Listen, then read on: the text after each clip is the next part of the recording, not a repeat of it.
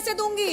कुफ्र हूं तो पत्थर नहीं सहन करूंगी, हिंदू हूं तो मुसलमान का पत्थर सहन नहीं करूंगी, अपनी मर्जी से जवाब दूंगी, मेरी अभिव्यक्ति की आजादी तुम्हें नहीं छीनने दूंगी। औरंगजेब के वंशज तुम हो। अदिति, आपने बिल्कुल सही पकड़ा।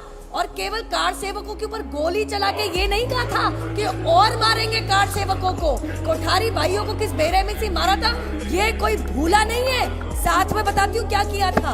मुजफ्फरनगर के दंगे भूल गए, जाट भाइयों को जेल के पीछे, मुसलमानों को बाइज्जत बरी करके रिहा करवा दिया। क्यों? तुम्हारे घर में रहते थे, तुम्हारी असली भाई थे, क्या उन्होंने लोगों को मारा नहीं? तुमने अपने मैनिफेस्टो तक में लिखा था कि युवा मुसलमानों के खिलाफ केस वापस ले लेंगे।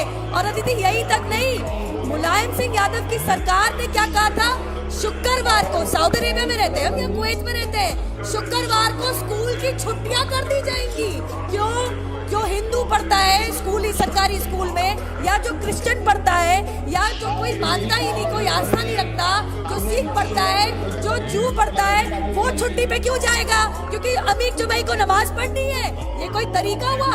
और मैं बता दूं, तुम तो मत करो, तुम्हें उद्योगपति नजर आ रहा है, टोटी चोर, तुम क्या जानो उद्योग को? तुम यहाँ पे बड़ी बड़ी बात कर रहे हो, मेरे एक सवाल का जवाब नहीं दिया टोटी चोर की पार्टी ने। अपने घर के बच्चों की शादी अहमदिया में करोगे क्या? जवाब दो। अपने घर के बच्चों की शादी यजीदियों में करोगे क्या? जवाब दो इस बात का। मेरे घर के अंदर टकरार पैदा करने वाले कभी नहीं, तुम कभी भी सफल नहीं होगे। पहले तो मैं पूछना चाहती हूँ कि कृष्ण राम हमारे भगवान हैं, आप इसको नकार नहीं सकते, आपकी कुछ भी विचारधारा क्यों ना हो। दूसरी बात मैं कहना चाहती हूँ, जरा मुझे बता दीजिए कि महाभारत और रामायण का नाम लेके किसने बॉम्ब ब्लास्ट कर लिया अपनी बॉडी पे चिपका के? किसी ने किसी को भगवान राम और कृष्ण का नाम लेके किसी को मार दिया? बताइए आप मुझे, अभी जवाब दो। दूसरी बात, और बहुत अहम बात है, यूनाइटेड नेशंस के अंदर ऐसा कौन सा हिंदू ऑर्गेनाइजेशन और ऐसा कौन सा हिंदू धर्म को मानने वाला इंसान है जिसका सैंक्शंस कमेटी ने बैन लगाया है? जवाब दो, जवाब दो। हिंदू धर्म को मानने वाला एक इंसान नहीं, एक सबूत नहीं, चाहे वो मक्का मस्जिद ब्लास्ट का केस हो, चाहे वो अजमेर शरीफ का केस हो, चाहे वो समझौता एक्सप्रेस हो, जिसमें आप नहीं मानते, देश का कानून मानता है, और देश का कानून संविधान सर्वोपरि, आप नहीं है। Clearly, Tanveer, you are living in La La Land, and I'll tell you why. La La Land. Why? Because you say obviously the BJP is going for tukre tukre. Tanveer, do you not watch news? Do you not watch on television? Those students, and I can't call them kids, they are my age, who go into university and say Bharat तेरे टुकड़े होंगे इंशाल्लाह इंशाल्लाह. Shame. One second, Bharat की, please allow me, Bharat की बर्बादी तक जंग रहेगी, बंदूक की नोक पे लेंगे आजादी। किस चीज से चाहिए भैया आजादी? And who goes and supports them? Your coalition partner Rahul Gandhi, who you very happily have lapped up just because you want some power in Karnataka. God knows by what freak of nature. Now, secondly, you do talk about BJP not actually delivering on promises. You brought up 3 issues. You talk about jobs. I can bet my life you didn't know in 2013 the unemployment rate in India was over 9%. What is it today? Please answer. Between 4 to 5%. So when unemployment comes down, the rate comes down with an increasing population, that means jobs are increasing, sir. Please go do your economic homework. Secondly, you speak about farmers. You are now actually forging an alliance in Karnataka with that very party under whose rule over 3,600 farmers committed suicide in Karnataka. What happened to your tall claims of actually delivering on promises in Karnataka? Now you stand exposed. Thirdly, you speak about Kashmiriyat. क्या कश्मीर की परेशानी 3 साल पुरानी है, 70 साल पुरानी है? कश्मीर की देन किसकी है? कश्मीर की देन है पंडित जवाहरलाल नेहरू की। शुरुआत से ही जाते हैं, who actually imprisoned Sheikh Abdullah and created unrest forever? Who actually led to Kashmiri Pandit cleansing from the valley? It was actually the NC supported by the Congress party. And let's not also forget the unrest of 2010 and 2013 in the valley.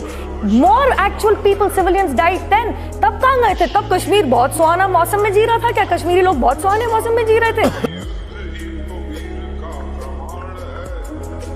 जी सुचारिता जी, महाराष्ट्र के अंदर जो कुछ भी हो रहा है कानून के तहत हो रहा है, और आपने क्योंकि मुझ पर इल्जाम लगाया था कि मैं इस्लामिक स्कॉलर होकर शिवसेना की कैसी वाहवाह कर रहा हूं, तो उसके जवाब में सिर्फ 2 लाइनें आपसे मैं कहना चाहूंगा कि बीजेपी जब कश्मीर में जाके महबूबा मुफ्ती जी के साथ सरकार बनाती है, वो उनका पॉलिटिक्स ऑफ कन्वीनियंस था।